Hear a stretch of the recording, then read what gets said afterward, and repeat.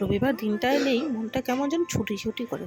জয়দেবের তো আর সেরকমভাবে শনি রবিবার ছুটি বলে কথা নেই, কিন্তু রবিবার সেদিন ছুটি ছিল। তো ভাবলাম কোথাও যাই, তো চা খেয়ে আসি। আমি জয়দেব বললো চলো চা খেয়ে আসি। তো চা খেতে কোথায় যাব এই ভেবে বললাম চলো নিশিগঞ্জে চা খেয়ে আসি। ওখানে চায়ের দোকানটায় সাথে চপও পাওয়া যায়, খেতে খুবই ভালো লাগে। তো এখন নিশিগঞ্জের দিকে যাচ্ছি। নিশিগঞ্জে যেতে যে প্রথম ফায়ার ব্রিগেড অফিসটা পার করে বাঁদিকে প্রথম পেট্রোল পাম্পটা পড়বে, তার পাশেই চায়ের দোকানটা।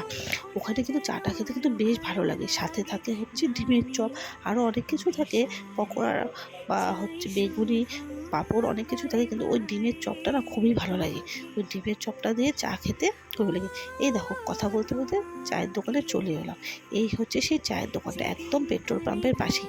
তোমরা যখন কেউ যাবে একবার খেয়ে দেখো, আশা করি তোমাদের খুব ভালো লাগবে। আমাদের তো খুবই ভালো লাগে। এদিকে মেয়ে ঘুমিয়ে আছে, তাই আমি নামিনি। তো জয়দীপ গিয়েছে চা আর হচ্ছে ডিমের চপ আনতে।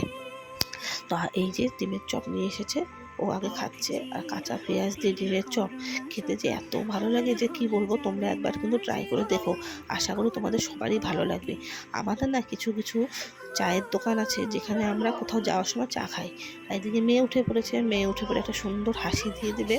আর এটাই হচ্ছে আমার সব থেকে বড় ভালো পাওনা।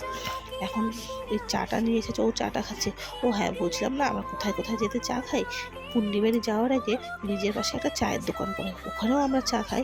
আর এই নিশিগঞ্জে কয়েকটা স্টপেজ আছে যেখানে আমরা দাঁড়িয়ে চা খাই। আর এখন না নিশিগঞ্জে এই দোকানে চাটা এত ভালো বানায় যে কি বলবো। পচাগড়েও আছে একটা চায়ের দোকান, ওখানেও খাই। ওখানে তো সবসময় খাই। তো ওখানে আর চপ বা কিছু পাওয়া যায় না। তো আমি জয়দীপকে বললাম চলো চপ আর চা খেয়েছি, এই চপটা অনেকদিন থেকে খাই না।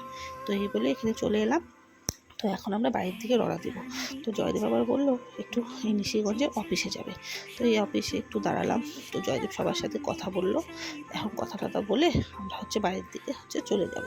এই যে জয়দেব কথা বললো, আমরা বাড়ির দিকে যাচ্ছি। বাড়ির দিকে যেতে যেতে পচা করে আবার সোহেল এই চায়ের দোকানে দাঁড়িয়ে আছে। সোহেল আবার বললো চা খাওয়ার কথা, কিন্তু আর চা খেলাম না। তো আমার ব্লগটা কেমন লাগলো তোমরা একটু জানিও। ভালো লাইক কমেন্ট শেয়ার করে দিও।